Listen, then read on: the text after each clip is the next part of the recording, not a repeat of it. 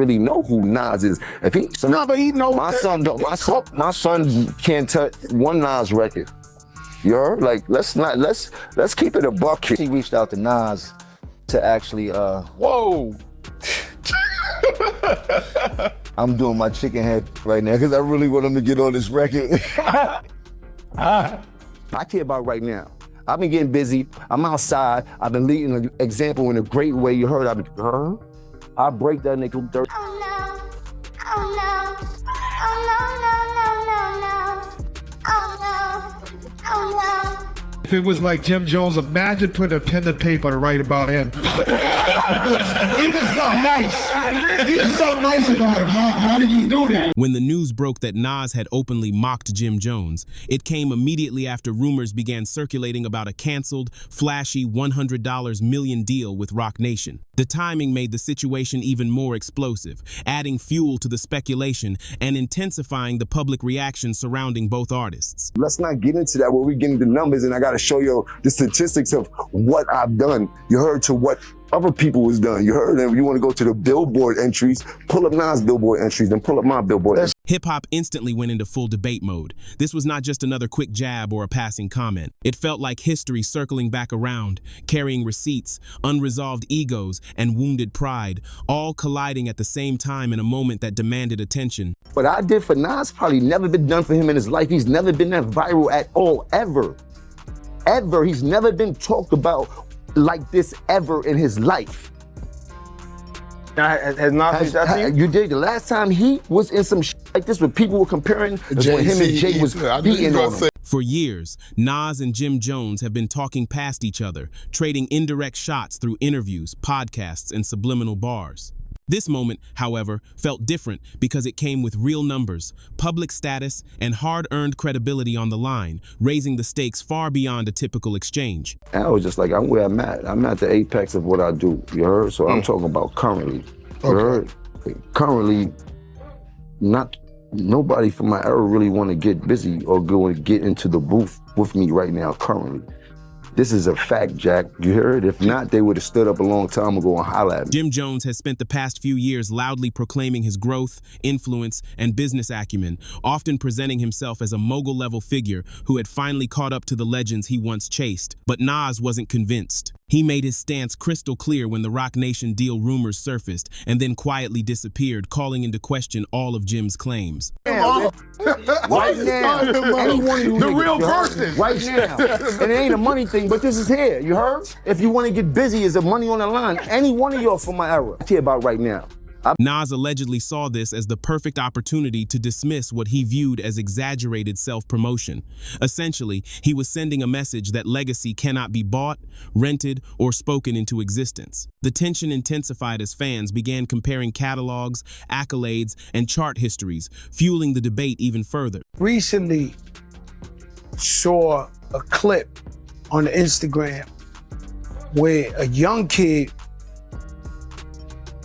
was comparing you to Nas and saying that you got that's my young boy. big hits. He's wild. Yo, he looked to you. He learned how to wear the BB Simon belt from you. He got his swag. Like, how crazy is that? Because in my era, you know what I'm saying? Nas is like a god. In my era too. I mean, so to be compared, let me that young kid out. Let me. He was young, and we loved that he loved Jim Jones. I want you to break it down. Let's not get into that where we get into numbers and I got to show you the statistics of what I've done. You heard to what other people was done. You heard them. You want to go to the Billboard entries, pull up Nas' Billboard entries, then pull up my Billboard entries. Listen, we can't compare the two. What I'm trying to tell you is I want to go there. I want to go down the line now because now we going down the line. He's a rapper and I'm a rapper. Listen, let's go statistically. It feels great. No, but I want to go statistically because when people be like, I feel the same way. We all feel the same way. And forget about the numbers. There's nothing that. There's never is me. Putting me up against anybody, I'm taking me every time. You're every time. supposed to. Okay, Every but time, in all let me categories. say something though, Jim. In every category, Jim, I get busy. Fans were pulling up Billboard stats like they were courtroom evidence. Nas supporters highlighted his classic albums, cultural impact, and enduring respect, while Jim Jones's fans countered with his hustle, reinvention, and street influence, turning timelines into virtual war zones. Let me ask you a question, Jim. Mm-hmm. You smoke, right? Yeah, Were you smoking when you said you better than Nas?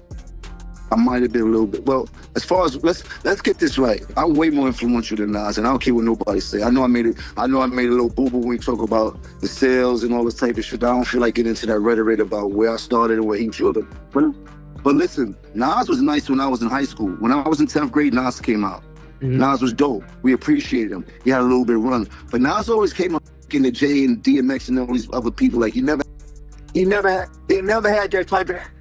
that type of influence on us, except for his first album. I already told you, I used to want to dress like Nas because he had a lot of fresh clothes that the hustlers used to wear. So we used to see him on TV. He had one of the illest albums of all time. And then in high school when he had the barbecue and stuff like that. So I'm a real fan of Nas, but he kind of lost me after the movie Belly and stuff like that. Like I don't know. I'm trying to tell you, I'm being honest. You want to ask me? I'm being a fan. I'm telling you, the movie Belly was fire, but after that, it kind of lost me. I think we was way too much into the. What made the moment sting even more was the timing. Jim had just been making the rounds on podcasts, talking big about deals, ownership, and finally receiving the recognition he felt he deserved. Then Nas stepped in, reminding everyone that true legends don't need to announce their power moves. They let history speak for itself. How this goes? You ever heard of a Kofi list? Yeah. Yo, go back into your history and find out what happened between us and him. You dig? And I'm not trying to repeat history, but don't play with us when it comes to that, bro. We already went wild on them boys. You heard? We the ones that went wild on them boys, yeah. This wasn't loud or aggressive shouting. It was a calm, precise kind of mockery that cuts deeper because it feels effortless. Sources close to the situation say Nas views the entire saga as another example of rappers confusing motion with legacy. He has never been shy about distinguishing between fleeting chart moments and lasting cultural impact.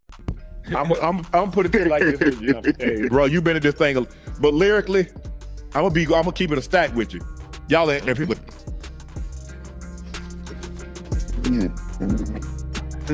You be in the church house. You can't never Nas lyrics. Yeah, I don't know who told you that. Look, you all know you want that little stuff. You not. Jim Jones, on the other hand, appears frustrated that his evolution keeps being dismissed, especially when he believes he has earned respect through consistency and survival in an industry that constantly chews people up and spits them out. I got a bunch of 40 and 50-year-olds in their panties because I said I'm better than that.